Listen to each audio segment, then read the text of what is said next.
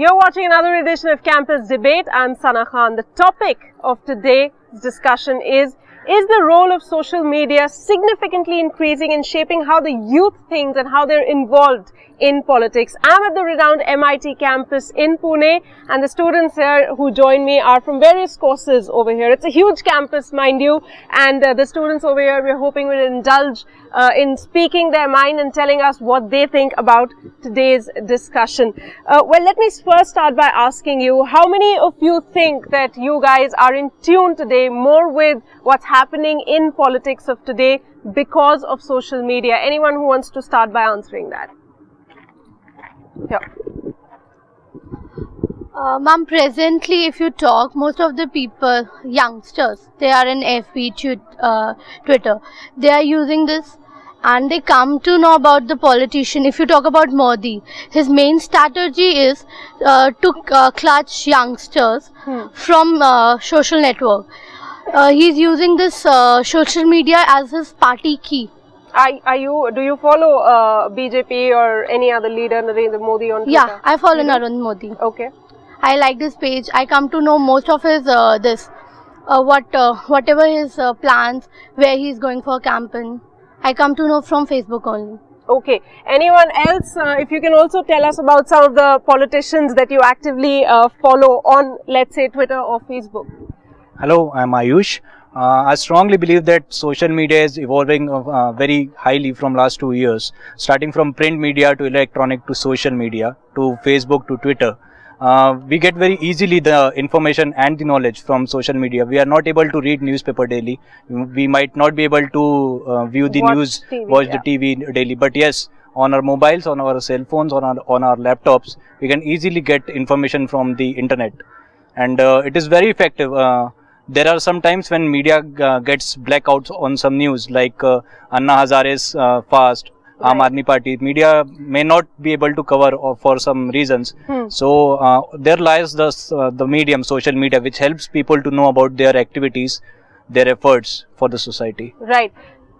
Yeah, please go ahead. Ma'am, as we know that Twitter, Facebook and the politicians like Modi, Kejriwal have been tweeting about any incident. If some incident happens, we get to know about what kind of incident? Like when Nirbhaya happened. Okay. We got to know about many opinions about politicians by Twitter only. Which politician thinks what. And due to that, we got to know recently that Rahul Gandhi is planning a huge uproar in social media. He's planning to interact to youth or get in touch with youth through social media. As we speak of Modi, on Twitter, on Facebook, every social media part, he is very active. That's how he got more uproar. Whenever there was any incident happening in the country related to budgets or the upcoming elections, he was very active in tweeting, commenting and interacting with youth and basically targeting a youth opinion. So that's how it's very important, and that's why we see Kejriwal, Mr. Sisodiya from Aam Aadmi Party participating very actively in the social medias. Right. So essentially, it does seem that the politicians have realized the power of social media and they're now willing to tap that resource, especially during election time. We saw the assembly elections just held recently, and social media, one can say, did play a key part in that. But give us a sense of what you think can be, let's say one is writing a blog about something, and let's say you're a youth and you're interested in politics. If you write a blog, what do you think is the reach of that blog? Any one of you who writes a blog here? Or any of your friends who write a blog? Okay, you give us a sense of when you write a blog, what are the issues that you take up with, and how many friends or colleagues of yours do go and read it and leave comments? In blog, there are separate sections.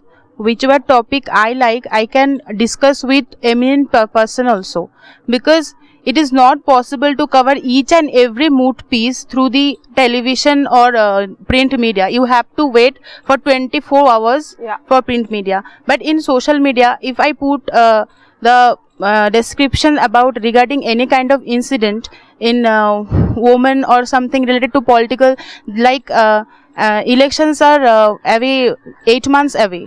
So I can raise my voice, or I can raise the like option. It's like if you like their comment, it's like okay, I'm So supporting time his is comment. certainly not a factor. You can do it when Yes. you like, and you don't have to wait. And also Yes, because you guys tell me, what do you feel about the fact that time? She raised an important point that when you're talking about some news item, why is it that social media today is the place where you get that news or that information first?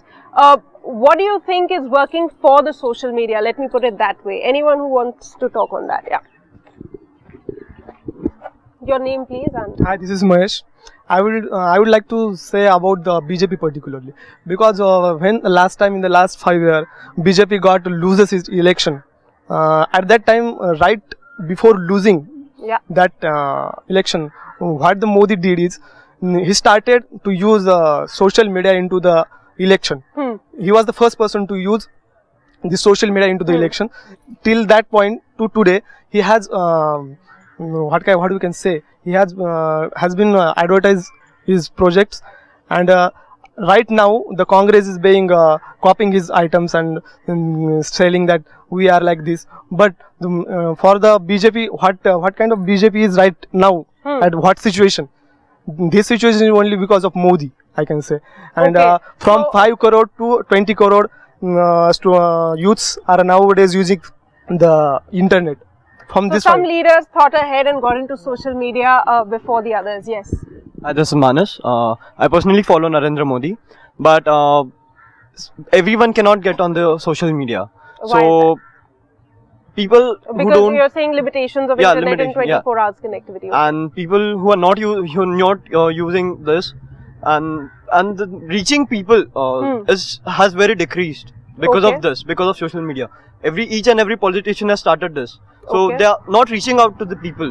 But the news is still there, and the newspapers News are is still there, but there. it's for who are using it. Okay. It's not for them who are not using it. So it is the opinions that are there on these social media websites. Then there is freedom of speech. We'll be talking more about that, and also the flip side of being on social media and taking an issue as serious as politics. We'll be back after this short break.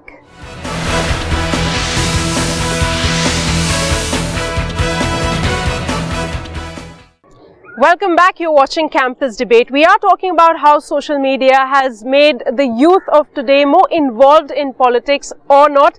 We are discussing right that. In this segment, we'll try and talk about the antithesis, that how, because of freedom of speech in our country, in elsewhere, even outside the country, people can go on these social media websites and just post whatever they like, be it abusive or be it highly opinionated, and how it actually deters some of these politicians and political parties and individuals as such to not come on these social media websites and be a part of this revolution that we are seeing. I think you have a point. I think whatever they post, it's the truth. That is what they think. Common people. So yeah, they can be abusive. That is the flip side. That is the only flip side, I think. But they are raw. It's the raw truth. Yeah. Yeah. Okay. So yeah, political leaders get to know the truth at least. Like if we go out somewhere, speak on the camera, they can track our personal identities. But on social media, it's quite difficult, and I think that's why social media is good to post our opinions. Except for they can be abusive. Would Otherwise any one of nothing. you feel that it's okay for you to be on a social media website and, write a highly, A-rated comment, if I can say that, bad words, use of wrong words, and get away with it? Do you think, or do you know of your friends who've done that and who constantly do that and who are very opinionated and have strong opinions about themselves? Yeah. Okay, in terms of freedom of speech and expression in the Indian Constitution, but we can highlight the issue that two girls where they got arrested. Okay, regarding the Bal Thackeray issues. Yeah. I just want to know what they did and what was wrong in that case. I mean, just the traffic issues and related to that religion issues, no one can be arrested. I mean, if we call this, okay, freedom of speech and expression. We can express and we can speak anything about any topic. I mean, it's a lay sentence, I think. I mean, there was no abusive sentence, or else regarding the corruption also we can speak, because Right to Information Act is practicing in today's life. तो obviously हम लोग जान सकते हैं कि क्या चल रहा है, उसके ऊपर हम लोग कन्वर्सेशन कर सकते हैं. लेकिन आफ्टर दैट हम लोग जब करते हैं फेसबुक पे या ट्विटर पे, उसके अगेंस्ट केस होता है, उसके अगेंस्ट ऐसा होता है, तो फिर freedom of expression and speech का क्या मीनिंग रहा? Right. So there are some elements that actually work that way. Yes. I would not fully agree with the lady what she said. She said she took the incident of Mr. Bal Thackeray and the comment written by the ladies. I would say it was in somehow benefit for them. It hurted many of the feelings of the supporters of Shiv Senas and Bal Thackeray. What do you say if they go to their houses and throw stones and abuse them? It was for the safety. You can consider as a security measures taken by the police by arresting them. What if people go and throw the stones on them? What do you say then? Okay, so you're saying that was a safety measure. That lady over there wants to talk. Yeah. That's what he said, right? That they wanted to protect. Yeah, I'm Debharati, and when it comes to these things, I think it's a case of defamation. You cannot literally defame a person on a social networking site. Like, without knowing all these things, like what is the reason behind these happenings and everything, we just cannot comment. Because, in fact, I guess the general public, or I don't know, whoever, some big shot, I don't know whoever it is, but even somewhere we are we are responsible for misusing the social networking site. Okay, now I think we are digressing from the main issue over here. The topic is how the youth is getting more involved in politics. Now, if I can point out some of the recent cases, like you had the Nirbhaya case, you had the Muzaffarnagar case, you had, how the state government reacted when the floods happened in Uttarakhand. So, do you people think that social media is doing its bit in sensitizing people and in pressurizing these politicians to act in time? Anyone wants to talk about this? Hi, I'm Akshta, and I believe because of this social interaction that have been done on social media, especially Twitter for that matter, people can tell the politicians, okay, this is what we want, like in the time of Uttarakhand or anything, or we know, okay, this is what the politicians are doing. Like there was news of Narendra Modi going to Uttarakhand, bringing the people of Gujarat back. So people oppose that. Okay, you cannot do that. So that is people express their anger. Yeah, they express their anger. They express what they want. So it is very easy for the people as a whole, like for the masses, to convey their message, and that builds up a lot of pressure on the politicians. So okay, this is what they want, and if we don't do this, they will not vote. Okay. So somewhere it reflects. Anyone else wants to add to that? Yeah. Yeah, hi, I'm Rasika. I just want to give an instance of the Nirbhaya case. While people are protesting for her rights and whatever happened to it, the government, that is the reason why the fast track courts were, put up on a really faster basis. And plus, there were people who actually protested on field in Delhi, all over the country, even on a global level. Exactly. Yeah. Protests were happening on field, but that does not mean the people who could not come on the field could not protest. They were sitting at home and protesting in disguise through the social media. And that is how along with the people who protested on field, as well as the people who protested through Facebook and Twitter and all those sites, all together made the case more important and vital. Yeah, and it became bigger. So, a lot of recent cases we have talked about. I would, after this break, I'm going to come to that side and take more opinions from the people in that corner, the students. But in the last segment, we're going to be talking about the future of social media and how things can change. Maybe there's a need for regulation, maybe there's need for more funding to get people access more internet. All that and much more after the break.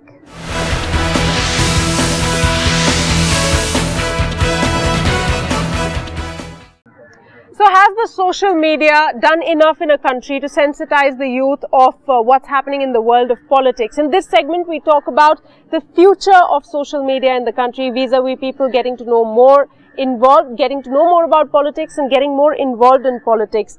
I want to ask you if, being more on these social media websites, more of the youth will help us in being more sensitized as a youth, a more, a more well knowledgeable, populace, so to speak, or make us more cynical about what's happening. Also, what I'm asking is, being more on these social media websites, does it really make a difference in making us more knowledgeable of what's happening around us? Because we must remember that a lot of people are still not, they don't have mobile internet all the time. Many people just have internet at home, which makes it, not accessible when they're not at home. And many of our country's population does not have even the basic internet access. So in these times, you as youth, what do you suggest can happen to bring more internet to people, to make them, more sensitized? Perhaps the politicians, we can hope, could give the money, to make their campaigns more successful. Any one of you would like to talk on that? Yeah. If the one person knew about it, so they used to make communicate between them, and because Spread it by word of mouth. but by word of mouth, and it created a great impact on the mind of the people, and we can see the result today. The credit all it goes to social media, according to me. Do you, then let me also ask you, do you think if, the Congress and the BJP had campaigned the same way and reached out to people via SMS, Twitter, Facebook, it would have made a difference? Do you think so? Definitely. We can see like people over here, I mean, whomever I meet, I ask, they are like mostly the follower of Modi. And why is it? Just because I can say 5 years back, Modi's fan were not there. So many people were not there, like followers of Modi. Now it's because of Facebook. The page is there, Modi's page, and so many Twitter and all the time it's flashing on Facebook, Twitter. So it's all Modi, and so social media has helped create, it has helped to be a great advertising agent for at least Narendra Modi. We can all say that for sure. But I also wanted to talk to all of you about, does social media need to be regulated in today's time? Yeah. Anyone who's not spoken at all? Yeah. The people who are unaware about some topics, they go on these social networking sites and read about the comments that people are making, and sometimes without knowing the original issue, and form their own opinions about those topics. There's a lack of sensitivity, because when you're behind a computer, you can say anything you want, and nobody knows you, so you won't be judged on the basis of that. And people need to actually know things and be a bit sensitive towards the topic, and need to form their own opinions, not on the basis of other people, and be a bit more sensitive. Right. So it has to start from an individual level. From individual level, yes. Very good comment over there. Anyone else who thinks that media does need regulation or does not need regulation at all? It's just fine the way it is. I certainly feel that there should be some regulation. Young as 10, 12 years old are on Facebook and they do not know how to utilize it. I would say they are exploiting it in a way, and they come across things that they shouldn't be at that age. So in a way, social media should have some regulations about age, and other than that, what I personally feel is people should stop documenting each and everything, each and every thought that they have, or anything that they feel, they just document it on social media. That should be regulated. That is what but that's freedom of speech, really. Many people would say. You want to say something? I wanted to add that there are people who are documenting it, but then there is a brighter side to it. There are a lot of issues which are getting provocated and highlighted because of social media, and that is one good thing. And there is one benefit to social media, that we can speak anything we want. Right. The other sources, we can't go up and say what we want, so we can even put the better opinions which we want. Right. In that sense, one can say, I'm sure you all must have heard of countries where sites like the Facebook and Twitter are banned and people cannot actually go on and write and say whatever they want. Perhaps more good than bad can come out of voicing your opinion, because a lot of people really would know what's happening. Anyone else who thinks that, we should have no Facebook, no Twitter, no blogs, no social media at all, and would say why? You all are in favor of that. All right, so in a sense we must agree that the change that we are seeing today is happening for the best. But what would you say to the countries where it's banned? We have an edge over them certainly, but what if tomorrow India comes to a point where we have to actually ban these social media network websites because people are not sensitive enough? Yeah. I don't think the freedom of speech has been completely given to us on social media. Okay. But if it is banned, only thing will happen is we will the youth precisely won't be that aware or won't be that much into politics that they are right now. Okay, or maybe they come up with something better. The youth of the day, they keep coming up with new ideas of their own. But we have come to a conclusion that everyone agrees that social media is very important, bringing awareness, especially about politics and even other matters. But there is a need to be extremely sensitive about what we post and how we, put across what we think out in a way that other people get educated and not misguided. Thank you all very much for being a part of this episode of Campus Debate. We'll be back with another edition very soon. This is me, Sana Khan, signing off.